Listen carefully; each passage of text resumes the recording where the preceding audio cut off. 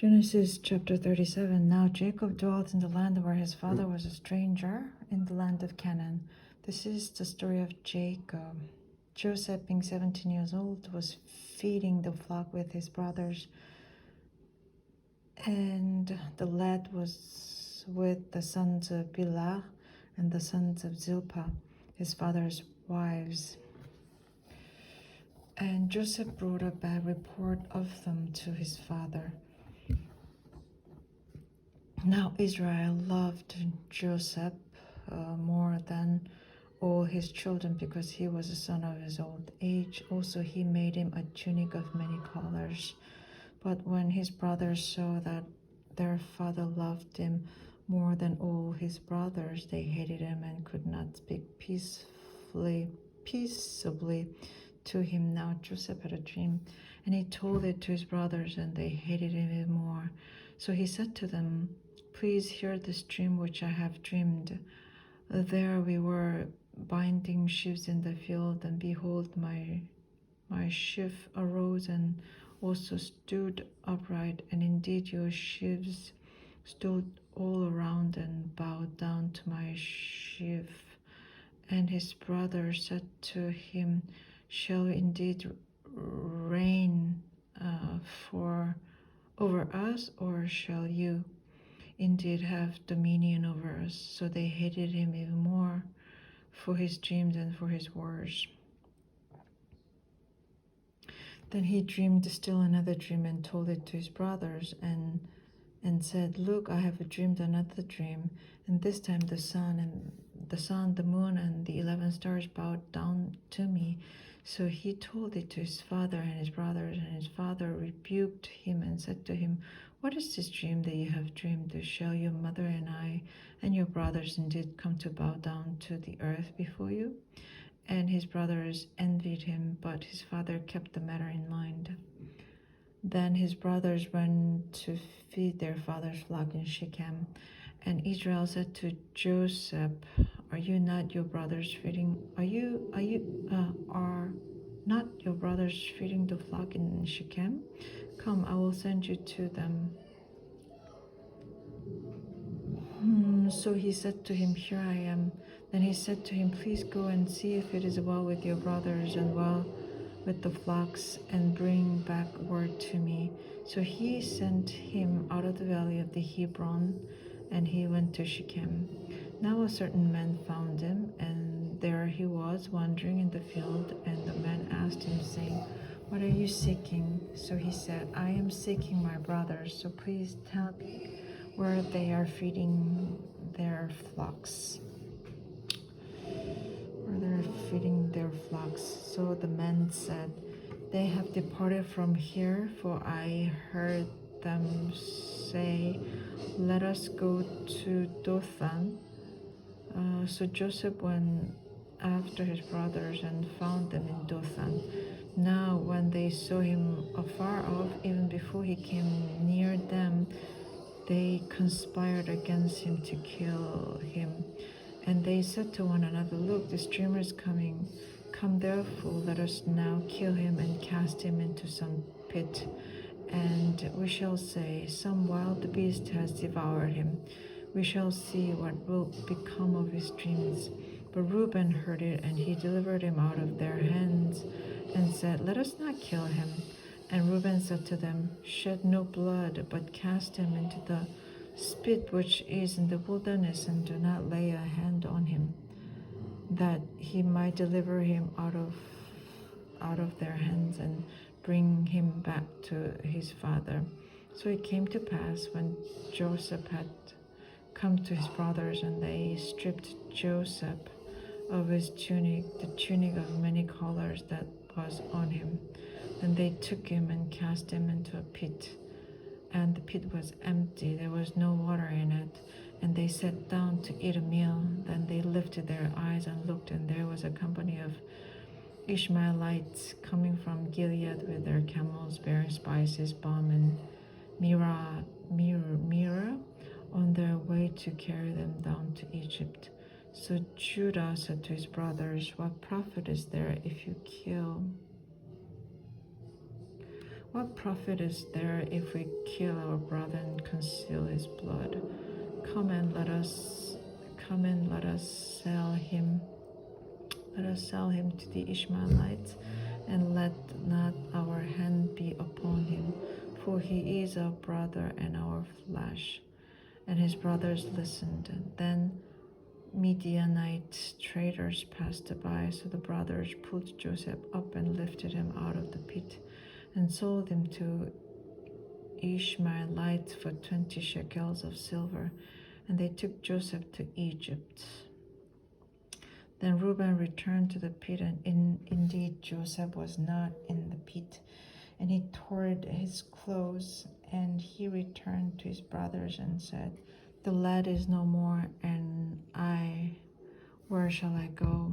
So they took Joseph's tunic, killed a kid of goats, and dipped the tunic in the blood. Then they sent the tunic of many colors, and they brought it to their father and said, "We have found this. Do you know where it is, your son's tunic or not?" And he recognized it and said, "It is my son's tunic. A wild beast has devoured him. Without doubt, Joseph is torn to pieces." Then Jacob tore his clothes, put sackcloth on his waist, and mourned for his son many days.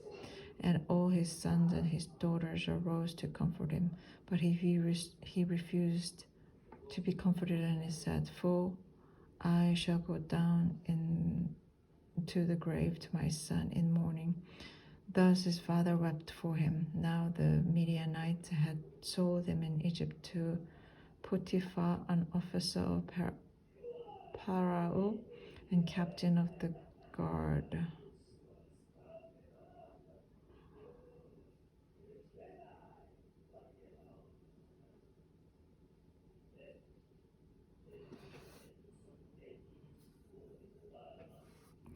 It came to pass at that time that Judah departed from his brothers and visited a certain Adullamite whose name was Hira. And Judah saw there was a daughter of a certain Canaanite whose name was Shua, and he married her and went into her. So she conceived and bore a son, and he called his name She conceived again and bore a son, and she called his name Onan. And she conceived yet again and bore a son, and called his name Shelah. He was a Chetzip when she bore him. Then Judah took a wife for his firstborn, and her name was Tamar. But Judah's firstborn, was wicked in the sight of the Lord, and the Lord killed him. And Judah said to Onan, "Go into your brother's wife and marry her, and raise up an heir to your brother." But Onan knew that the heir would not be his. And it came to pass when he went into his brother's wife that he emitted on the ground, lest he should give an heir to his brother. And the thing which he did displeased the Lord, therefore he killed him also. Then Judah said to Tamar his brother-in-law, "Remain a widow in your father's house till my son Shelah is grown." For he said, lest he also die like his brothers. And Tamar went and dwelt in her father's house. Now in the process of time, the daughter of Shua, Judah's wife, died. And Judah was comforted and went up to his shearers at Timnah, he and his friend Hira and Adullamite. And it was told Tamar, saying, "Look, your father-in-law is going up to Timnah to shear his sheep." So she took off her widow's garments, covered himself with a veil, and wrapped herself, and sat in an open place which was on the way to Timnah. For she saw that Shelah was grown, and she was not given to him as a wife. When Judah saw her, he thought she was not harlot, because she had covered her face. Then he turned to her by the way and said, "Please let me come in to you," for he did not know that she was his daughter-in-law. So she said, what will you give me that I may come into me, that you may come into me? And he said, I will send a young goat from the flock. So she said, will you give me a pledge till you send it? Then he said, what pledge shall I give you? So she said, your signet and cord and your staff that is in your hand. Then he gave them to her and went into her, and she conceived by him. Also she arose and went away and laid aside her veil and put on the garment of her widowhood.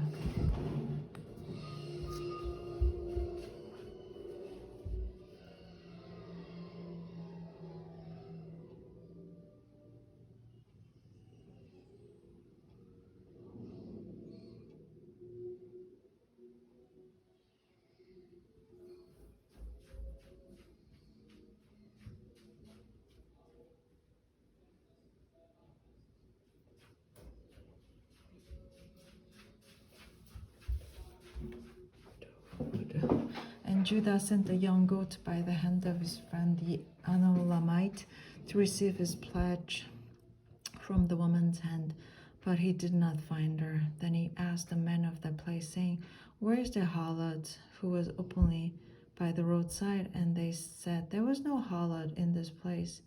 So he returned to Judah and said, I cannot find her. Also the men of the place said, there was no harlot in this place. Then Judah said, let her take them for herself, lest we be shamed. For I sent this young goat, and you have not found her. And it came to pass about 3 months after that Judah was told, saying, Tamar, your daughter-in-law, has played the harlot. Furthermore, she is with child by harlotry. So Judah said, bring her out and let her be burned.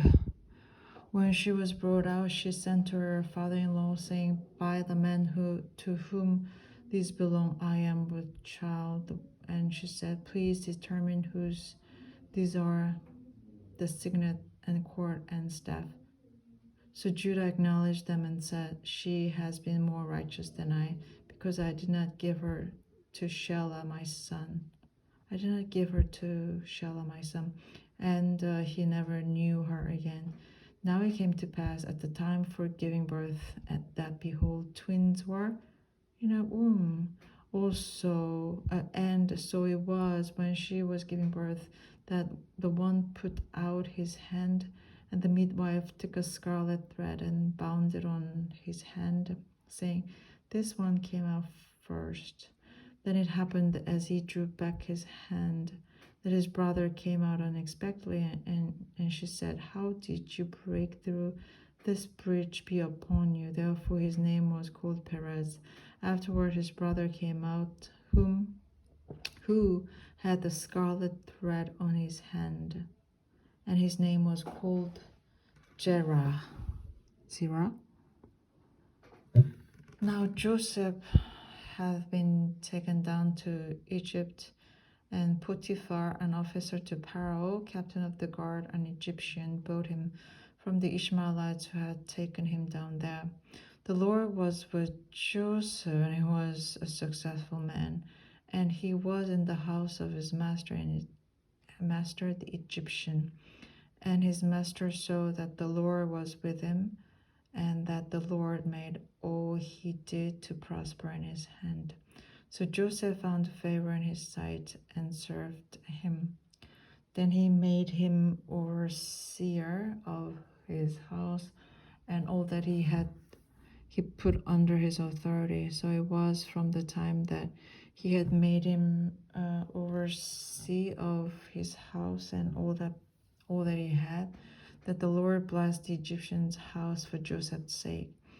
And the blessing of the Lord was on all that he had in the house and in the field. Then he left all that he had in Joseph's hand, and he did not know what he had except for the bread which he ate. Now Joseph was handsome in form and appearance, and it came to pass after these things that his master's wife cast longing eyes on Joseph, And she said, lie with me. But he refused and said to his master's wife, look, my master does not know what it is with me in the house, and he has committed all that he has to my hand. There is no greater in his house than I, nor has he kept back anything from me but you, because you are his wife. How then can I do this great wickedness and sin against God? So it was as she spoke to Joseph day by day, and that he did not heed her, to lie with her or to be with her.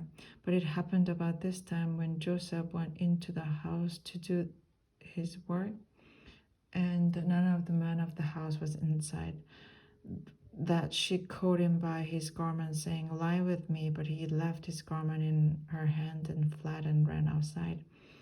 And so it was, when she saw that he had left his garment in her hand and fled outside, that she called to the men of her house and spoke to them, saying, see, he has brought in to us a Hebrew to mock us. He came in to me to lie with me, and I cried out with a loud voice. And it happened, when he heard that I lifted my voice and cried out, that he left his garment with me, fled, and went outside. So she kept his garment with her until his master came home. Then she spoke to him with words like this, saying, the Hebrew servant whom you brought to us came in to me to mock me. So it happened, as I lifted my voice and cried out, that he left his garment with me and fled outside. So it was, when his master heard the words which his wife spoke to him, saying, your servant did to me after this manner, that his anger was aroused. Then Joseph's master took him and put him into the prison, a place where the king's prisoners were confined, and he was there in the prison. But the Lord was with Joseph and showed him mercy, and he gave him favor in the sight of the keeper of the prison. And the keeper of the prison committed to Joseph's hand all the prisoners who were in the prison. Whatever they did there, it was his doing. The keeper of the prison did not look into anything that was under Joseph's authority, because the Lord was with him, and whatever he did, the Lord made it prosper. Amen.